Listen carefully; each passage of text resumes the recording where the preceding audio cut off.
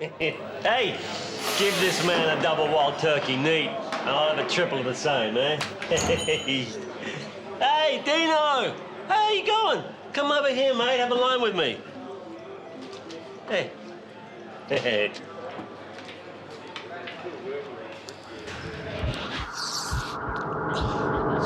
How's that? Pretty fucking pure, man, thanks. No worries. I'm a generous man. But we need to talk. I know. It's a bit slow. There's a limit to what I can tolerate, Dino. You and your dumb friend over there are into me for 40 large. And you're both fucking idiots if you think I'm gonna let this thing slide. Oh, come on, man. Carl's been shifting so much product, he's flooded the market. I just need some time. You've been watching too many movies, mate. Your problems are not my fucking problems. I just want my money. Give us another week, Charlie. Hey, you can wear it. You got 10 grand you tracked out along the bar. What do you fucking care? I don't fucking care. 2 days. Then we go to war. You got 2 days. Now get the fuck out of here, huh? Start selling before you get hurt. You wanna go to fucking war, old man? Come on, Dino, man, let's go. Get the fuck out of here, boy. Come on, he's not worth it. 2 days! That old bastard. Who the fuck does he think he is? It's Matt Charlie, that's who he is. You're gonna have to pay him, mate. He'll come after you. Fuck paying him. I know where the cunt lives. Hey, this is Matt Charlie you're talking about, mate. He knocked off more blokes than you knocked off chicks. Oh, fuck. I don't care who he is. Okay, it's either me or him, and it might as well be him. I'm knocking him tonight. Where? His house. He'll never do it. He's got security up his ass. Just watch me. All right, let's go. Hey, mate. This is a big step, mate. Mate, I'm a big guy.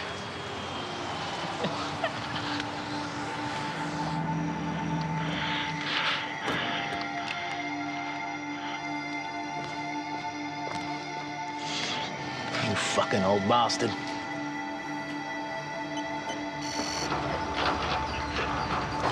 You want a fucking war?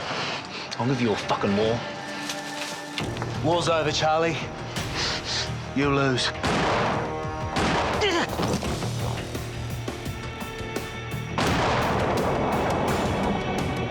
Meet Dino Dibra, the Sunshine Boy, savage gangster at 13, jailed at 19, a killer at 23, and dead by 25.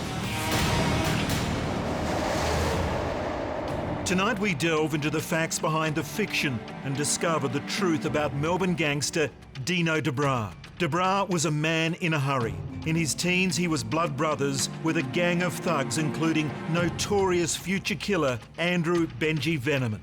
He was a violent and volatile drug dealer involved in murder, extortion and kidnapping. Tonight, through dramatised scenes, first-hand accounts and detailed analysis of his life and crimes, we meet a reckless, ruthless thug who died at the end of his best friend's gun. Dino Dibra was a violent gangster wannabe. That's all he ever wanted to be, was a gangster. I'm gonna be the godfather. Don Dino. There's a number of statements in history that we discount. The checks in the mail and honour amongst thieves. There's no such thing. Dino Dibra was a young, gun-crazy, deluded menace to society, really.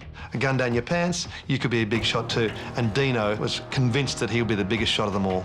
When you've got bloody lunatics all on this and that and whatever, you've got to be on your toes.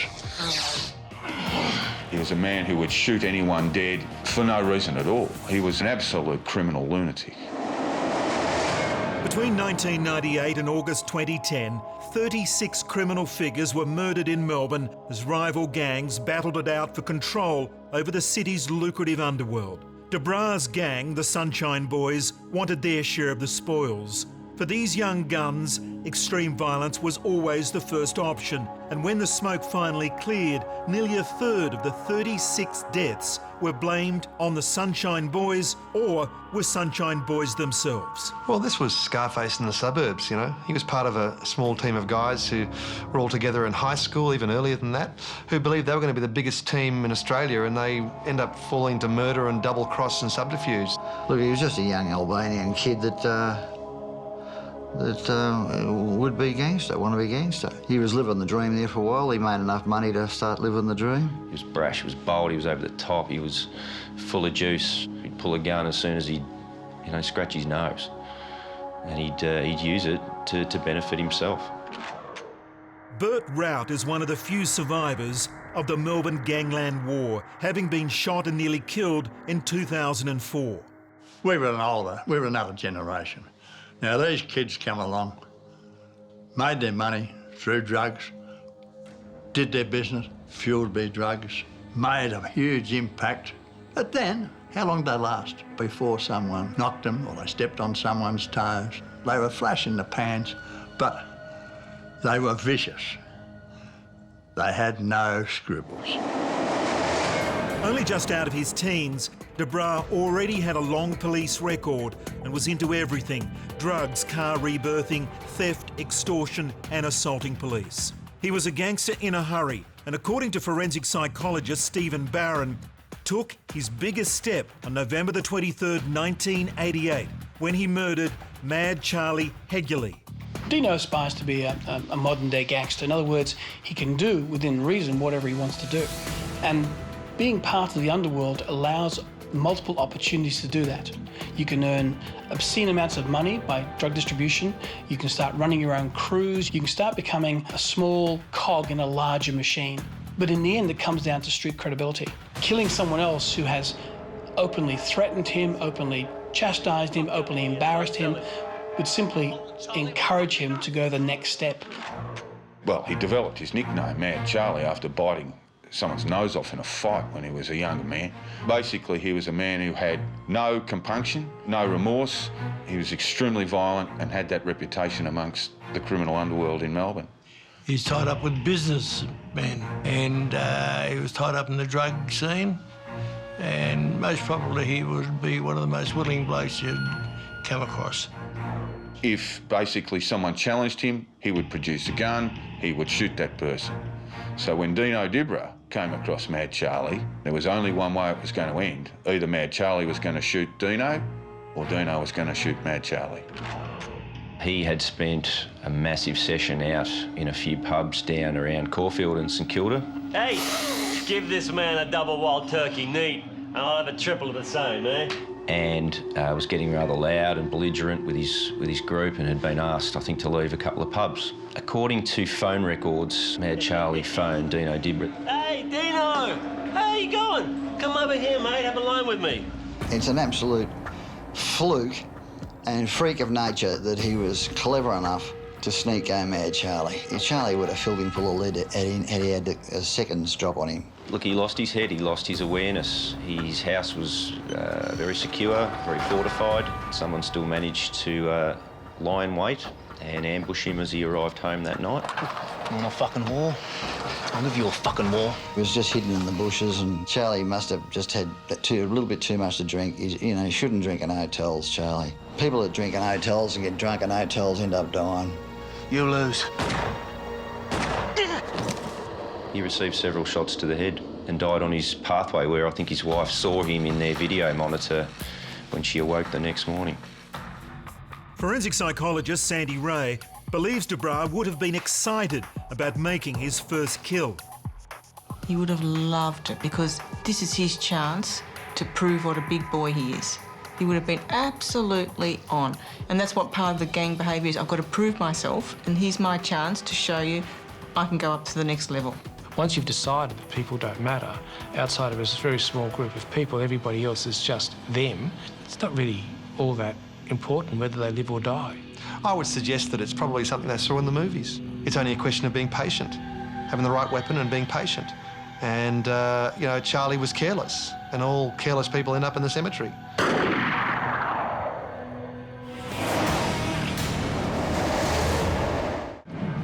De Bruh was born to an Albanian Muslim family in 1975 and grew up in the Melbourne suburb of Sunshine, a multicultural melting pot settled by immigrants from as far afield as Europe, South America, Sudan, Burma and India. Sunshine boomed for years, but as manufacturing declined in the 1970s, unemployment rose, leaving behind massive socio-economic disadvantage and creating a generation of kids who grew up in poverty. They grew up there. Often their parents didn't speak very good English. Dino's parents certainly didn't. I've met them, and they struggle a bit with English and so forth. So you have these situations where these boys are more adept at being Australians because they have mixed in school, they've mixed in the streets and the sporting fields and so forth. So they're more adept at being Australian, if you like, than their parents. Well, Sunshine's just a western suburb shithole. They all got around Sunshine. They would have grown up together, playing Space Invaders together, going to the movies together. Everyone saw Scarface in Sunshine. They all saw Scarface, the movie. Everyone pretended they were Tony Montana. In Sunshine, where the demographic is a large immigrant population, the children of those immigrant families often find their own ways of establishing relationships. For Dino, it's about being part of the gang. And these kids, these boys get together, they express shared values, and they start building this small gang based on shared values of brotherhood. And that's what Dino does. De Bruh's gang was made up of friends from primary and secondary school, including Andrew Benji Veneman, who would later kill multiple times, and Mark Malia, who became a feared drug dealer and enforcer. The boys were mentored by convicted killer and martial arts champion Paul Kallipolitis. One thing you could say, school teachers don't get paid enough money to have 4 people like that in their class, do they? Who knows what brings them together other than a common interest, and that common interest was crime, and it evolved into violent crime. Kallipolitis was trained in martial arts. He was a ferocious fighter, a very violent human being, and it was he who basically established the apprenticeships for these very serious criminal figures. And he was getting involved in hydroponic marijuana, car rebirthing, different things like that. And these boys were willing helpers to that. And so they idolised him, and they would do anything for him, you know. Forensic psychologist David Mutton believes the development of De Bruh's gang followed a classic pattern. Youth gangs only flourish when there is an older person there guiding them. They rarely exist in a vacuum, they really exist by their own. So they would certainly need someone like Paul to be able to guide them, to encourage them. To start with, they would probably commit fairly lower level antisocial sort of crimes, and then it would escalate into assaults and then robberies. So they need an older person, a bit of a Svengali there to manage that process, to bring this out of them. De Bruh's gang were from mixed ethnic and religious backgrounds. De Bruh was Muslim Albanian, Benji Veneman was Greek Cypriot, and Mark Malia was Maltese. However, under the guidance of Paul Kallipolitis, they would soon become blood brothers.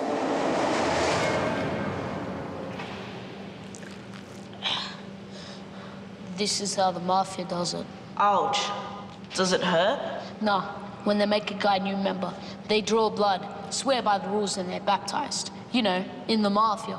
Fuck the mafia. PK said we should do this together. PK's Greek. We don't need to follow the Italians. We put you in charge, Benji. I'm not in charge. I just want to do it our way. PK would too.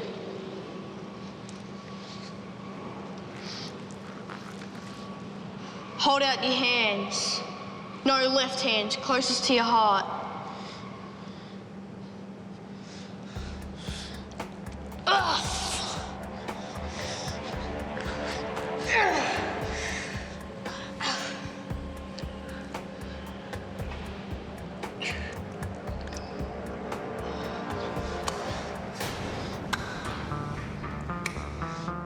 There are 3 rules. 1 in, all in. One in, all in. Piece of shit! Rule number 2. Always chop in your brothers. Always chop in your brothers. Rule number 3, Dino.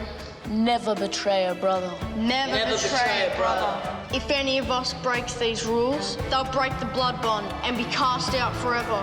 We're brothers now. We'll never be defeated. We're gonna take over this fucking city and live like those rich Torak bastards.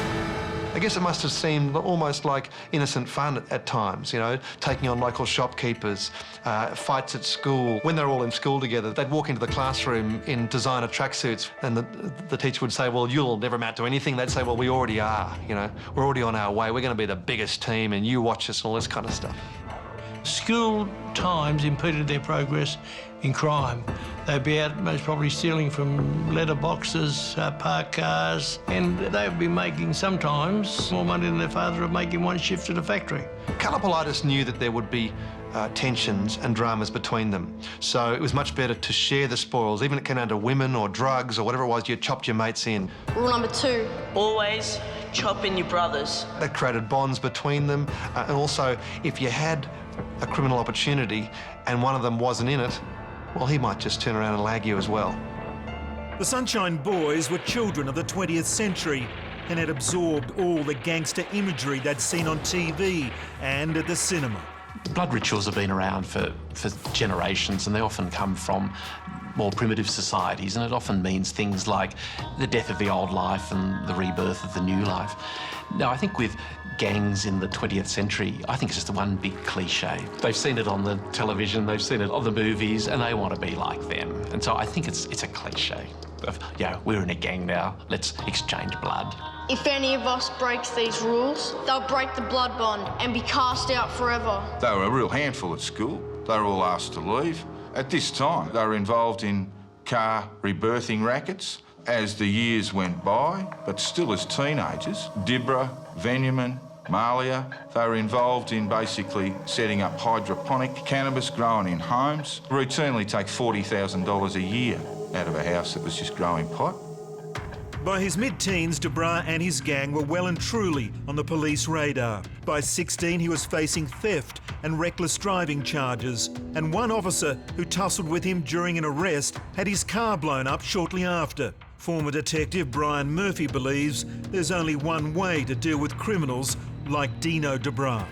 These blokes only respect superior force. They're like animals. If you get a dog that's uncontrollable, you either can train it or you've got to use force on it to behave itself. You've got to get right up in their face, you've got to tell them what the rules are, and if they break the rules, you break them.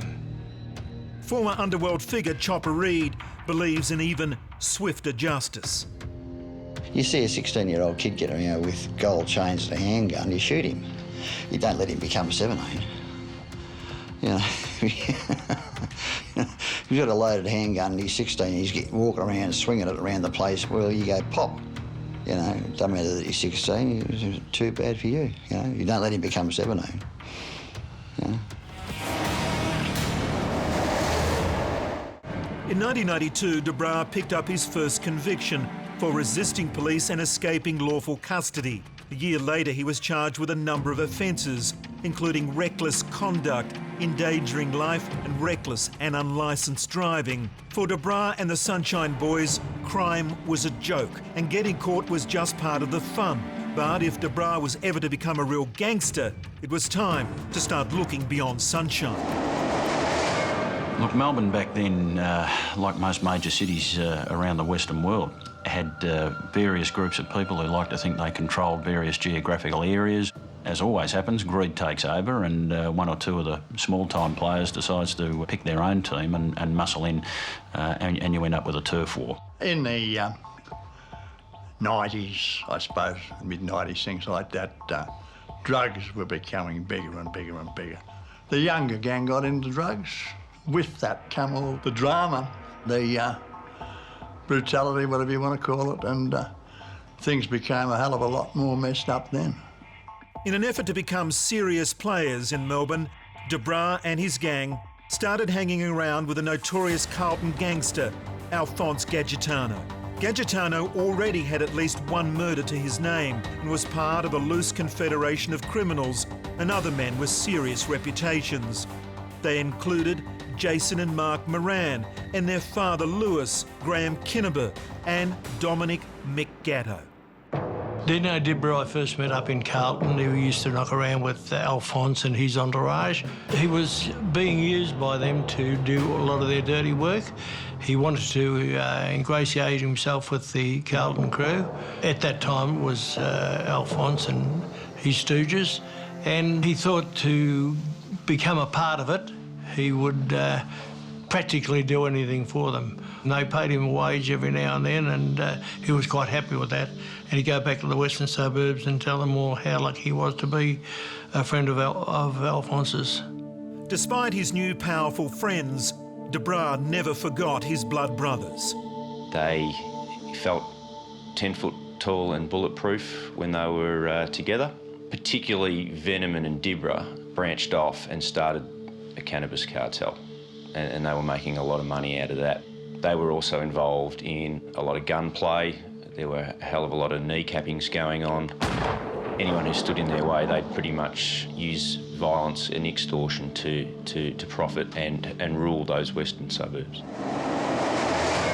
One night, 1994, Veneman and De Bruh were cruising around Port Melbourne looking for a car to steal for their rebirthing racket. Rebirthing was easy money. The boys would buy a wreck at auction, then steal an identical vehicle to cannibalise for parts, and soon the wreck would be miraculously reborn. For the boys, it was a normal job until they discovered the car they'd stolen belonged to a policeman.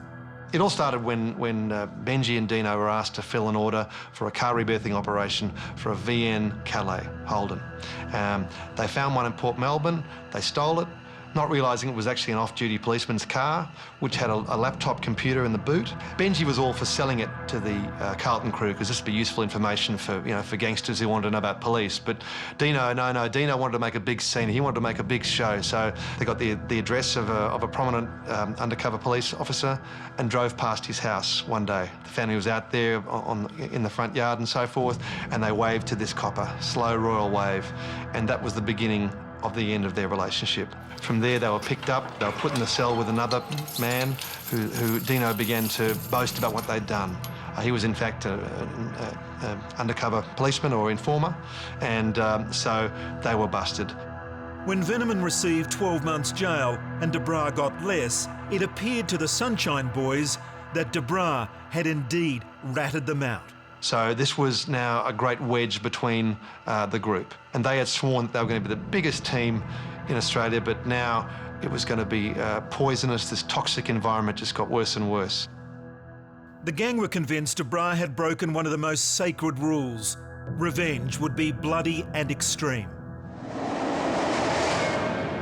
I'll put it to you now that you're a fucking dog who shot me to the jacks. That's bullshit. And you'd do it again if you had the chance.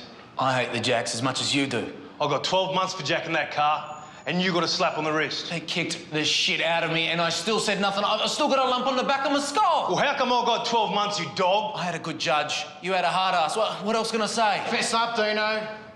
You dogged him. Now you tell me why I shouldn't put a couple into you. I fucking dare you, Veneman. I'm a big wheel now. You wouldn't last 5 minutes. You're an idiot. We could be top crew in Melbourne now, bigger than Gangitanos, but you fucked that. No, I never. Shut up. We had a bond and you broke it. Bullshit. Never betray a brother. You betrayed us all, you cocksucker. You gotta knock him. If you don't kill this prick, he's gonna back up on us. Come on, mate. Mate, we've known each other since grade 4. Do it. If he had his toe on him, he'd blow us both away in a second. Benji, we're brothers. I'm gonna have to shoot you, mate. I can't let you get away with what you did. You prick! Untie me! One more. No, mate, please.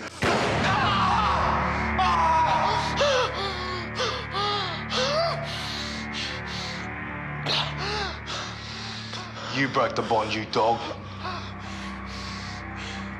Drive him to the hospital. What's this? A taxi service for fucking dogs? Just fucking drive him. Benji, you know this prick's gonna back up on us. We'll see. Who needs enemies when you've got friends like they had? It was like a nest of vipers. They'd turn on each other. They were kneecapping each other. They were kneecapping other people. And it grew to a point where they all got so big that they couldn't coexist within their group. Benji decided he had to do something about Dino, under pressure from other people. So they grabbed him one day. There was a kangaroo court, and Benji walked around like the QC he'd seen people do in court and so forth. And he said to Dibra, well, you know, you're a dog. You have to pay the price now. Benji, we're brothers. I'm gonna have to shoot you, mate. I can't let you get away with what you did. Others on the scene urged Benji to kill him at that moment. You gotta knock him. If you don't kill this prick, he's gonna back up on us. But he wouldn't do it because the bonds of friendship were still there. Benji really hadn't fully matured into what he would become, which was pretty much a heartless killer. So Dino was spared. Drive him to the hospital. What's this? A taxi service for fucking dogs? Just fucking drive him. De Bruh's arrogant boasting had inadvertently destroyed the bonds of blood and trust that kept the gang together. The establishment of the gang was about mutual trust and recognition, but also about mutual recognition about each other's having a part of the gang, shared measure of the gang. But the difficulty arises as soon as one gang member thinks that Dino, for example, is giving information in return for a softer sentence or no prosecution, the trust is gone. Their personalities are ones that are fairly out of control anyway, and so it's only a matter of time when the tensions within the gang are going to make the gang fall apart. They're living for the moment, they're having a great lot of fun, a lot of adrenaline, a lot of stimulation. All that draws them together, but also at the same time it's a force that is probably tearing them apart as well. You broke the bond, you dog. Now, there's no place in this world for wimps, so you're going to have to be pretty full on in order for people to treat you with any respect. And that's one of the key issues in that group, would be this concept of respect, that you have to respect me, and the only way to respect me is to know what happens to you if you don't. You prick! In late 1996, after a string of traffic offences, De Bruh was finally sentenced to 18 months imprisonment and given a 5-year driving ban. He was condemned for having one of the worst driving records the magistrate had ever seen. Prison did nothing to curb De Bruh's ways, and he was back terrorising the streets again by mid-1997, racking up further convictions for unlicensed and careless driving and failing to answer bail. When you go to jail, you meet up with other hardened criminals, which it's like a college, the college of knowledge. And for Dino, it was about cementing relationships with people. It was about being in the right team and so forth. And when he came out, he was ready to go. And Paul Catapulaitis, I believe, helped him set up again in the hydro business, doing marijuana. So there was a car for him, there was money, there was a shack to do his hydro in. Hydroponic cannabis was a lucrative business, but De Bruh quickly realised there was far more money to be made dealing synthetic drugs. He also started dabbling himself, dangerous entertainment for someone with unlimited access to drugs. Paul Dillon has worked in the drug education field for almost 25 years. One of the main problems that drug distribution networks have is that many of the drugs are provided in crops. So we have cannabis, cocaine and heroin that are all linked to plant material. The group of synthetic drugs that don't have a crop cycle are the amphetamine group, which of course, if you can manufacture them all year round, you're going to increase your profit margins. Synthetic drug use in Melbourne exploded at the turn of the century as the dance music revolution hit. Two of the city's biggest players were the Moran brothers, Jason and Mark. They were also responsible for bringing a young Carl Williams into the drug business. Williams was handed a speed factory. He was handed control of a fucking speed. You might as well just gone along and got the local retard and put him in charge. Here's the keys to a speed factory. And press that button and $250,000 will come out the other end. And he was only making Jason Moran's stuff for 2 days a week, and he was making his own stuff for the other 2 days a week. And Jason Moran couldn't figure it out. It's now well documented how they fell out. Jason, Mark and Carl. Jason popped Carl in the stomach, and Carl had an overriding hatred and wanted revenge. Carl ended up in the boob over various things, hooked up with all the junkies, armed robbers, etc., etc. Shitmen is what I call them. Absolute shitmen. Williams, who had been a bit player in another organisation, for want of a better term, who decided he was destined for bigger and better things. And, of course, we all know what ultimately happened to him. He didn't get to cash in his superannuation either. A wannabe gangster like De Bruh would have been irresistibly drawn to players like the Morans and Carl Williams, particularly as he had begun to wear out his welcome with Alphonse Gadgetano and the Carlton crew. De Bruh had discovered cocaine, a drug which made him even more reckless and volatile than usual. Money and drugs were sending the boys who'd sworn lifelong fidelity their separate ways. Cracks started to splinter the group, and they started finding different allegiances. Veneman was very much attracted to the Carlton crew. Benji had made it his life's work to be part of the Carlton crew. He'd made a connection through another guy who had business in Sunshine, so he was now ingratiated into the system. But he was respectful. He regarded the people he was meeting, like Mick Gatto and so forth, as father figures. He wanted to be close to them. He was full of respect. I think Dibra still felt some sort of affinity with his local friends and a new up-and-coming group that was being run by Carl Williams. And he starts to build relationships with gangsters who have real credentials, real street credentials, the Radevs and the Williamses. But in essence, those people are using him for what he provides, and that is a distribution point. He thinks that he has a status in this big gang, and unfortunately, he is simply just being used. As one of Williams' lieutenants, De Bruh began dealing in Melbourne's clubs. But he was using almost as much coke as he was selling and beginning to lose what little control he had left.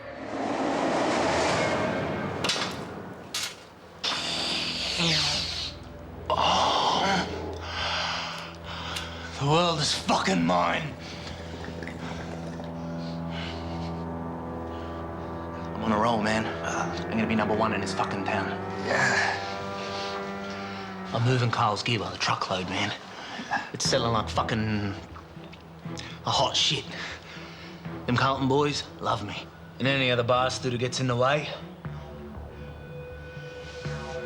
gets this. I'm gonna be the godfather. Don Dino.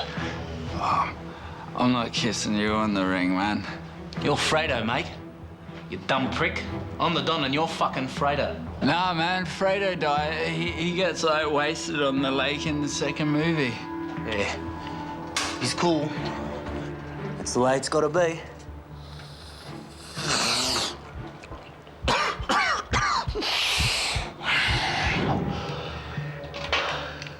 Anyone that gets in the way is fucked. Don Dino takes no fucking... prisoners, man. No! Shit. Not from no one, huh? Not from you, not from Carl, not from those plastic mafia boys down in Carlton. I'm gonna be the boss of everyone, man. Everyone. See, that's what Alphonse said, and look at him now. He's like fertilizing the daisies. Genjitano was a weak cunt. No fucking dash. Bull's ass, man. He had a ton of dash. He was just like fucking stupid. Shut the fuck up, Fredo. Just easy on Fredo, man. I'll call you whatever I want, Fredo. He was on the coke. He was full of bravado, full of confidence. He would say anything, do anything. There were incidents where he was on the coke. He would get police officers to chase him just for the fun of it, you know? I think the same thing probably did happen that happened in most of the groups. They all got to like their own product too much. It was there for the taking. Money was no object, and I think their brains all got stuffed with the drugs. The world is fucking mine. Cocaine will make him detached, delusional, paranoid, no doubt entering psychotic episodes, what we call derealisation of perspective. It depersonalises more and more what is going on in their world. I guess their tolerance for violence just increases and increases. Heavy cocaine use meant De Bruh was also beginning to lose what little connection he had with real life. The line between fantasy and reality was becoming increasingly blurred. I'm told that Dibra's bedroom was filled with movie posters. One scene that summed him up perfectly was when he walked out of Melbourne Magistrates Court one day and told us that he just watched Reservoir Dogs one too many times. And that was the sort of dream world in which he was living. You know, he probably thought he was Mr. Blonde and he could just run right and get away with things. High on drugs and his own self-belief, De Bruh's recklessness was rapidly making him enemies. He just had no fear. He had no fear of members of the underworld. He had no fear of members of Victoria Police. He built a reputation within the nightclub scene as a feared thug. A guy like Dino felt he was a boss. He was going to be much bigger than them, therefore he didn't need to show respect. I'm going to be the boss of everyone, man. Everyone. This started to push these guys apart as well, that Benji could no longer afford to have a guy like Dino around. I mean, there was a classic example in 1998 at the Dome nightclub in Paran. Dino was with a group of people that ended up shooting a bouncer there and maiming him. And this caused a huge amount of drama and for no good reason. Whoever had hold of the gun popped 2 bouncers at close range, miraculously didn't kill them. I think one bouncer copped a round in the leg, another bouncer copped a round in his abdomen. So, you know, people can be afraid of you, but in the long term, someone's going to round on you. 1998 turned out to be a big year for a young gangster building a serious reputation. De Bruh had made his first kill and had been a ringleader in the Dome nightclub shooting. He was also gaining a group of new followers ready to fight or shoot on his command. And De Bruh's old ties of blood were still holding. In 1999, police received information he was back working with childhood friend Benji Venom. This information comes from a secret police report that was submitted when they wanted to start up the investigation into Dino Dibra and Andrew Veneman's cannabis cartel. The police report described Dibra and Veneman as, quote, 2 of Sunshine's most notorious criminals. Both Dibra and Veneman have significant violent criminal histories.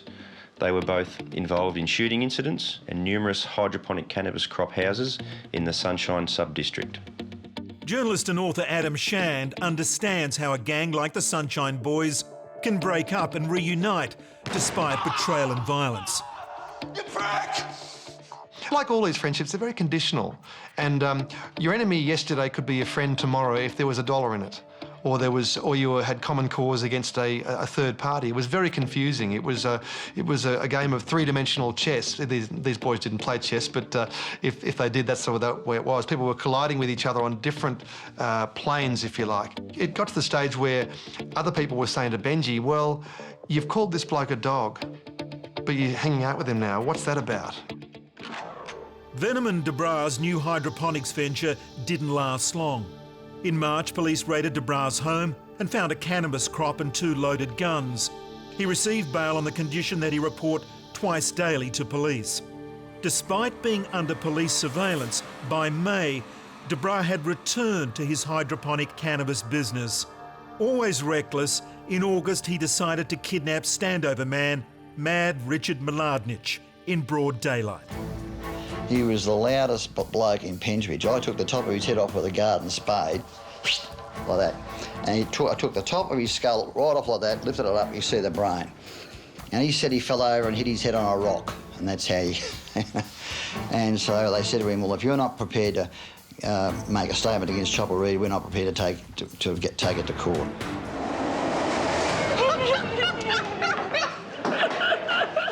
Boys, vodka, mate. How's it going? Hey, look at here. Spade brain. You caught up with Chopper Reed yet, mate? Maybe he'll give you a scalp back. No, they can sew it back on. You know, the docs can do one this next day. Hey, boys, watch your fucking mouths, eh? Yeah? Shit, yeah. You know I'm with the Morans. Bullshit. Hey, I'm looking after Mark, making sure he doesn't come to any grief from shit men like you. So where's Mark? He give you the day off? I'm on 24-hour call. Looking to get on now. A little bit of Lou Reed, Charlie. If there's any gun, you boys can. 8 ball for 5 hunch. Come to the car.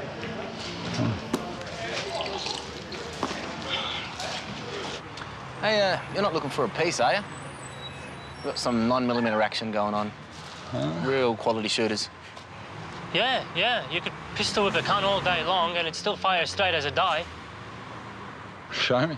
It's in the boot.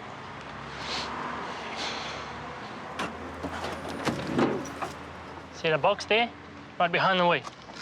Yeah, just in there. Make him stop, move it! Get the cuffs on him. Oh, he's a strong cunt. What the fuck do you think you're doing? Didn't you hear him? He's a bodyguard for the Morans. Yeah, I fucking heard him. I don't want the Morans after me. No. We're holding for ransom. The Morans are fucking loaded.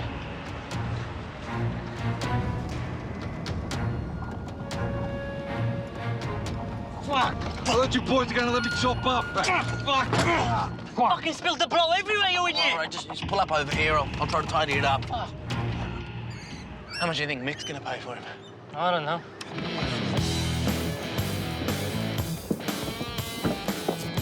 Oh, he's fucking gone!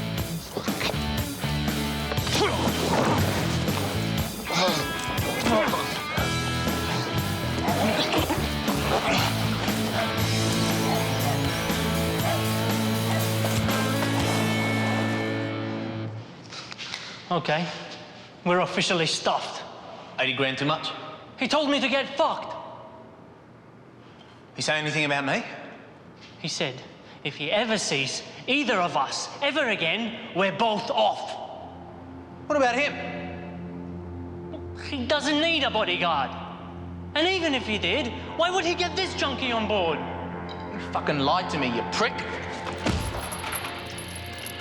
This was amateur hour, this kidnap, and it showed exactly what sort of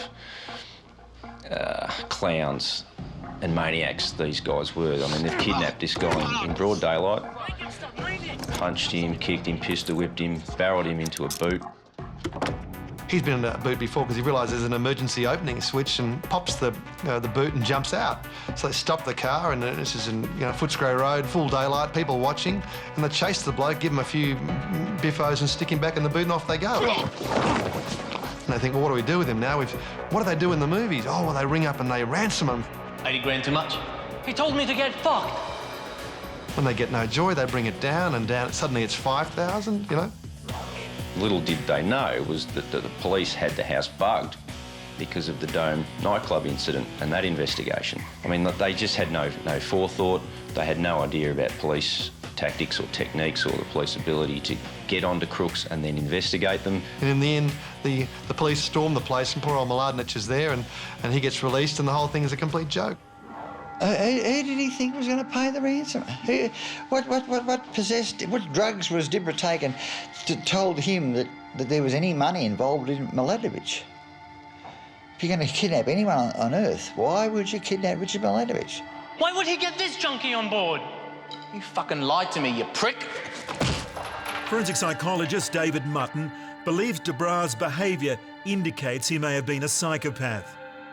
Psychopathic people often don't care about the future. It's living for the moment and needing to be stimulated for the moment, because these sort of characters need a lot of stimulation. Dino shows in his behaviour, even from a young boy, the inability to problem solve, the inability to plan. All his crimes are crimes of impulse, they're crimes of opportunity. He doesn't think of the consequences.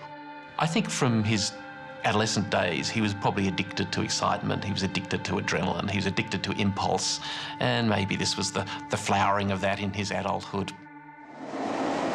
Dino De Bruh and 2 other men were charged with the kidnapping and assault of Richard Mladenic.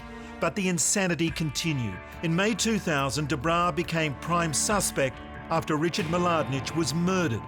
Then only 2 months later, De Bruh was involved in a gun-crazy road rage incident where a motorist was shot 5 times. By the start of the new millennium, the gangland wars in Melbourne were in full flight. As the bodies piled up, there was an ever-increasing need for guns for hire. Andrew Benji Veneman became one of the go-to killers, happy to work for whichever gang could afford him. Despite his blood brother's growing reputation as a killer, De Bruh believed he had nothing to fear. Benji was a psycho. He was a complete, utter psycho. Benji swapped sides, changed sides. They didn't really know where they were, but the one thing they could do was walk up behind you and put a bullet in your head. Benji Benjamin, if he was an inch shorter, he'd make a good circus dwarf. It was a 2-bob little flea. I didn't have much time for him. He was a fucking wombat. He was on Carl Williams' side one day, he was on Mick Gatto's side the next. He couldn't make up what side of the fence he was on, There was a time back then where Certainly amongst some areas of the community and even some police officers, the whole episode was referred to the self-cleaning oven because they were cleaning up themselves. And unfortunately, there are innocent people impacted by a lot of this as well. Had it just been them having the gunfight at the OK Corral out in an enclosed space somewhere, it would have saved a whole lot of drama for everyone.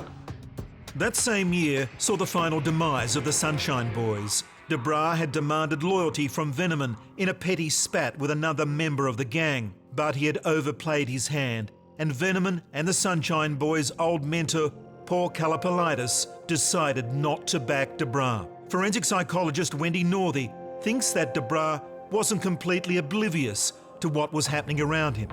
I think there is that element amongst career criminals that, you know, they're here for a good time, not necessarily a long time. I think at some subconscious level they make that choice. Many of them must realise there is a high risk that they won't make old age. He had a shack over in Cranbrook Street, Sunshine West, which was known only to his close associates. He would go there to chill out with his friends, do business, a bit of dope growing there as well. He felt that was a secure, safe haven for him. But by this time he had quite a few enemies, and he double-crossed quite a few people in his circle. He was going to go out on the town that night. They'd been to a barbecue in the afternoon with his family and so forth. Just a pretty normal day for Dino. Maybe there was a terrible inevitability about the events of October the 14th, 2000. For the Sunshine Boys who'd forged their ties in blood, the final ending would have to be paid in blood as well. Anyway, gentlemen, I gotta go. Huh? I got no time for lunch. Stay. For your mother. She doesn't see much of you these days. She misses you. Business is business, Dad. You know the young ones? Never slow down, always rush, rush, rush. This one will rush to his own funeral. Say goodbye to your mother and apologize. She made you favorite. Dino, what are you going? Ma, I gotta go. But what, you just got here? What are you leaving so soon? I can't. I gotta go make some money. Yeah, make you proud of me. I'm always proud of you. Hey, Dino, you didn't bring your washing this weekend, no? No, I've been too busy. How about I come over tonight, I bring it, we sit down, have a meal, you know, do some talking, while you're not so busy being the life of the party. You be good boy. No more trouble with the police, huh? See you later, Ma. Love you.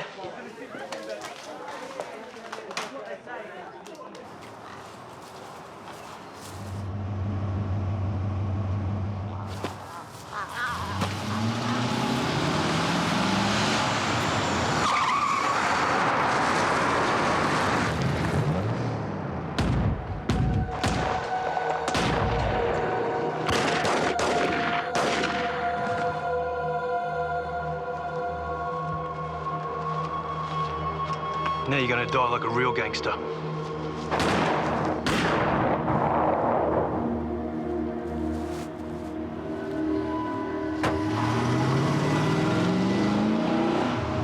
"25-year-old convicted drug trafficker Dino Dibra was gunned down execution-style outside a house in Cranbrook Street, West Sunshine. Police believe there were 3 killers. They say they know one of the gunmen, but need more information to arrest him. Dino Dibra was ambushed outside a house in West Sunshine. He was riddled with bullets, one of those gunmen being Andrew Veneman. It was certainly felt that it was Andrew Veneman was there. There's a possibility that Paul Kalapalaitis may have also been there. All these issues that had begun years ago in petty personal disputes were now being played out in murder. It was the total disaster and destruction of the little team. Greg Davies believes De Bruh would have known what was about to happen in the seconds before he was gunned down. Yeah, look, you would imagine Dibra may well have known who it was who was leaning out that car window, pointing firearms at him and about to pull the trigger. And again, it's the old story of someone quicker on the draw finally confronted him at high noon. A lot of these fellows take that as their fate. And they say, well, you know, it's come. I can't do anything about it. Get it over and done with. Because they'd seen just this happen in Scarface, where at the beginning of the film, everyone's together, they're all mates, all on the rise. By the end, they're killing each other. So there's certainly inevitability about it. I believe there wouldn't have been any hatred towards him in what Benji did. It was just a job. They're cold, calculating killers. Now you're going to die like a real gangster. To this day, De Bruh's murder remains officially unsolved, with the police reward of $100,000 remaining unclaimed. Dibra's grieving family also appealed for more information, saying they can't move on with their lives until the murder is solved. Anyone that has any information, please come forward. That's all we ask. You have to put yourself in our position. We need some sort of closure. The $100,000 will only be paid if information provided leads to a conviction. After Dino's death, his parents just didn't want to believe that he'd been involved in several murders and assaults and that sort of stuff. So they wanted to believe that he was the nice, good, observant Muslim boy that he'd always been. But unfortunately, the truth was something else. A funny story from a police officer I know who arrested him early on in his career. The police officer told him, unless you pull your head in, you'll be dead before you're 30. And of course, Dibra by that stage was believing his own publicity. He was wrapped up in his own world. He'd gotten away with so much in the western suburbs, he just didn't listen. And he ended up another tally on the underworld scoreboard. Any notion of criminal loyalty these days is a fiction. This notion that crims stick together, to the bitter end is dead. And he would have known that. He would have known that there's no such loyalties. He's already trodden on toes. So I don't think he'd be surprised that the person who kills him may be the person that he had shared blood with at an earlier stage. In some regards, it's a rather interesting irony. The blood that he shared as an adolescent becomes the blood that he shares as the adult at the end of a gun.